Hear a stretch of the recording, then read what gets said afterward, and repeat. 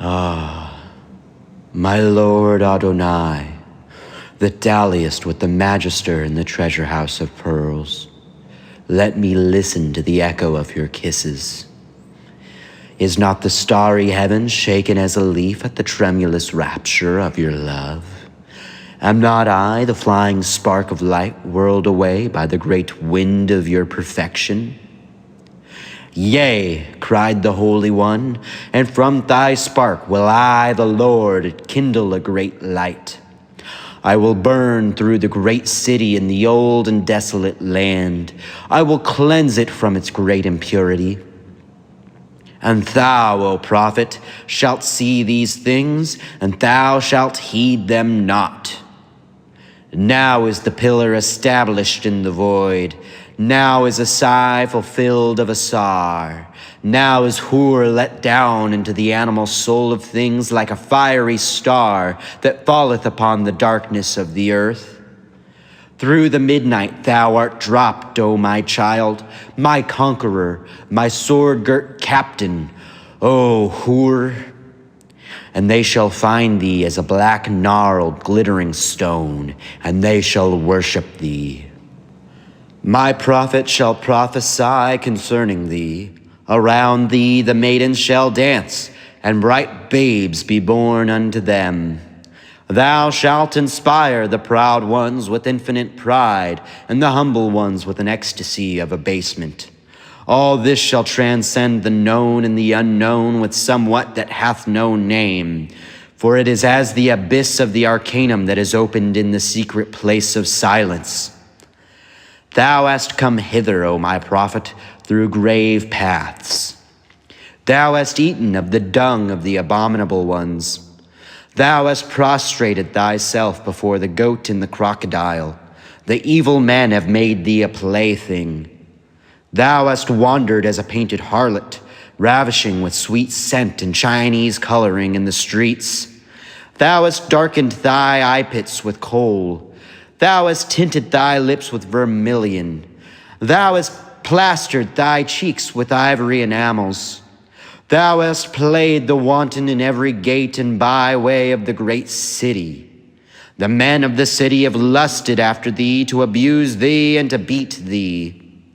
They have mouthed the golden spangles of fine dust wherewith thou didst bedeck thine hair. They have scourged the painted flesh of thee with their whips. Thou hast suffered unspeakable things. But I have burned within thee as a pure flame without oil. In the midnight I was brighter than the moon. In the daytime I exceeded utterly the sun. In the byways of thy being I inflamed and dispelled the illusion. Therefore, thou art wholly pure before me. Therefore, thou art my virgin unto eternity. Therefore, I love thee with surpassing love. Therefore, they that despise thee shall adore thee. Thou shalt be lovely and pitiful toward them. Thou shalt heal them of the unutterable evil. They shall change in their destruction, even as two dark stars that crash together in the abyss and blaze up in an infinite burning. All this while did Adonai pierce my being with his sword that hath 4 blades, the blade of the thunderbolt, the blade of the pylon, the blade of the serpent, the blade of the phallus. Also, he taught me the holy unutterable word, Ararita, so that I melted the 6-fold gold into a single invisible point, whereof naught may be spoken. For the magistry of this opus is a secret magistry, and the sign of the master thereof is a certain ring of lapis lazuli, with the name of my master, who am I, and the eye in the mists thereof. Also he spake and said, This is a secret sign, and thou shalt not disclose it unto the profane, nor unto the neophyte, nor unto the zealoter, nor unto the practicus, nor unto the philosophus, nor unto the lesser adept, nor unto the greater adept. But unto the exempt adept thou shalt disclose thyself if thou have need of him for the lesser operations of thine art. Accept the worship of the foolish people whom thou hatest. The fire is not defiled by the altars of the Gebers, nor is the moon contaminated by the incense of them that adore the queen of the night. Thou shalt dwell among the people as a precious diamond among cloudy diamonds, and crystals, and pieces of glass. Only the eye of the just merchant shall behold thee, and plunging in his hand shall single thee out and glorify thee before men. But thou shalt heed none of this. Thou shalt be ever the heart, and I, the serpent, will coil close about thee. My coil shall never relax throughout the aeons. Neither change, nor sorrow, nor unsubstantiality shall have thee, for thou art passed beyond all these. Even as the diamond shall glow red for the rose, and green for the rose leaf, so shalt thou abide apart from the impressions.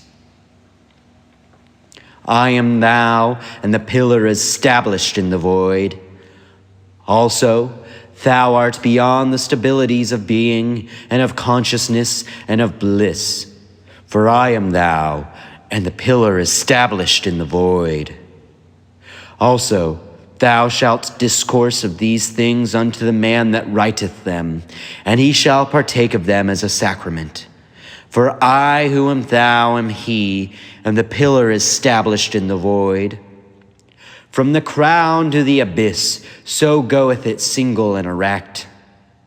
Also, the limitless sphere shall glow with the brilliance thereof. Thou shalt rejoice in the pools of adorable water. Thou shalt bedeck thy damsels with pearls of fecundity. Thou shalt light flame like licking tongues of liquor of the gods between the pools. Also thou shalt convert the all-sweeping air into the winds of pale water. Thou shalt transmute the earth into a blue abyss of wine. Ruddy are the gleams of ruby and gold that sparkle therein. One drop shall intoxicate the Lord of the gods, my servant.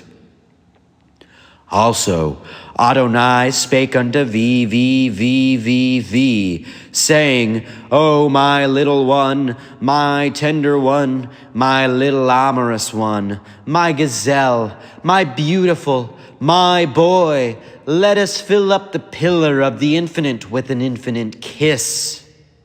So that the stable was shaken, and the unstable became still.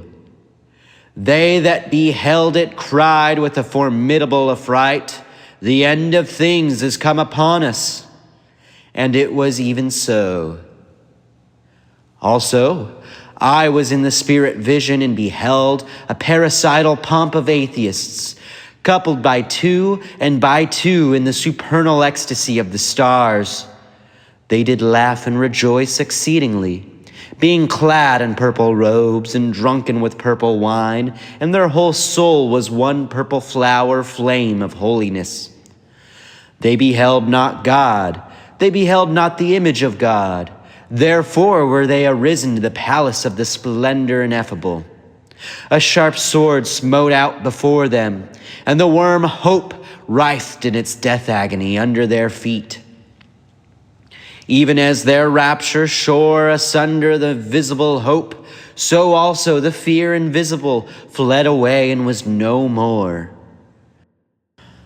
O ye that are beyond our Musdi and our Amanis, blessed are ye unto the ages. They shaped doubt as a sickle and reaped the flowers of faith for their garlands. They shaped ecstasy as a spear and pierced the ancient dragon that sat upon the stagnant water. Then the fresh springs were unloosed that the folk athirst might be at ease. And again I was caught up into the presence of my Lord Adonai, and the knowledge and conversation of the Holy One, the angel that guardeth me.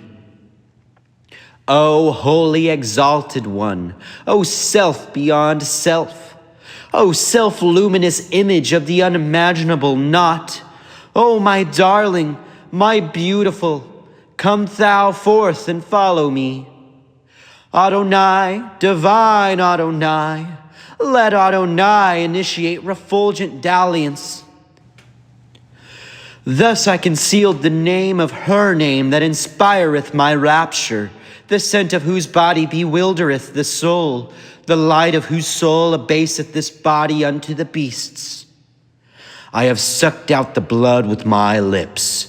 I have drained her beauty of its sustenance. I have abased her before me. I have mastered her. I have possessed her, and her life is within me. In her blood I inscribe the secret riddles of the Sphinx of the gods that none shall understand, save only the pure and voluptuous, obscene, the androgyne and the gynander that have passed beyond the bars of the prison that the old slime of Chem set up in the gates of Amenti. O my adorable, my delicious one, all night will I pour out the libation on thine altars. All night will I burn the sacrifice of blood. All night will I swing the thurible of my delight before thee, and the fervors of the orisons shall intoxicate thy nostrils. O thou who came from the land of the elephant, girt about with the tiger's pell and garland with the lotus of the spirit, do thou inebriate my life with thy madness, that she leap at my passing. But thy maidens who follow thee bestrew us a bed of flowers immortal, that we may take our pleasures thereupon.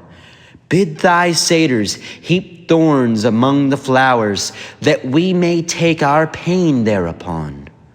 Let the pleasure and pain be mingled in one supreme offering unto the Lord Adonai.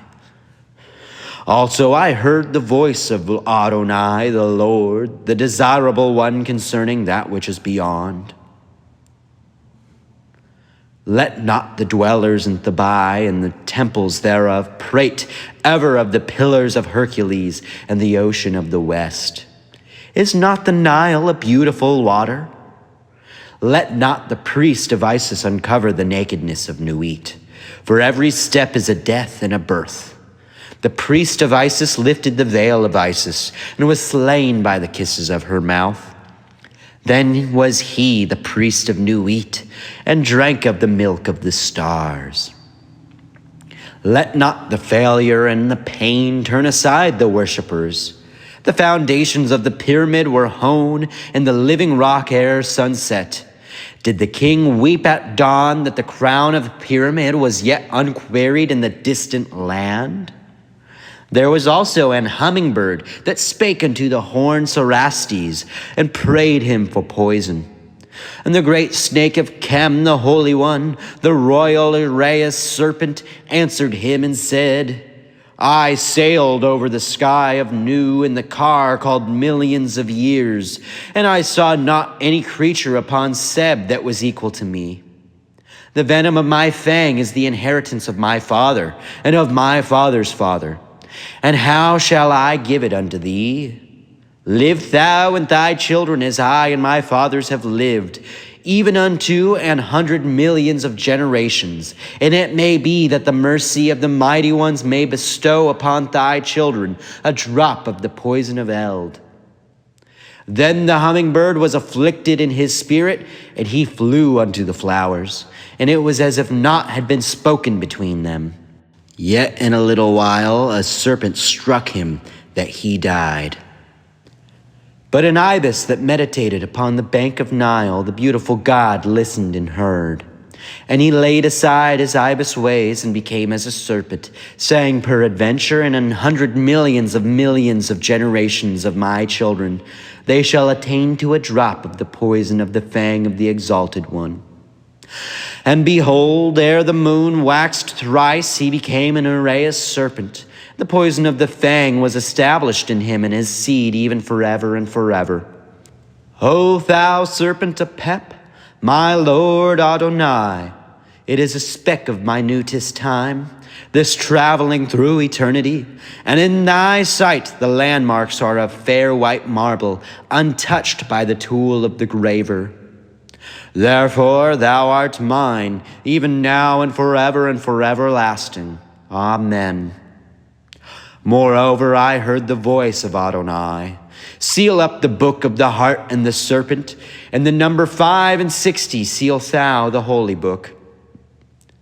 As fine gold that is beaten into a diadem for the fair queen of Pharaoh, as great stones that are cemented together into the pyramid of the ceremony of the death of Asar, so do thou bind together the words and the deeds, so that in all is one thought of me, thy delight, Adonai.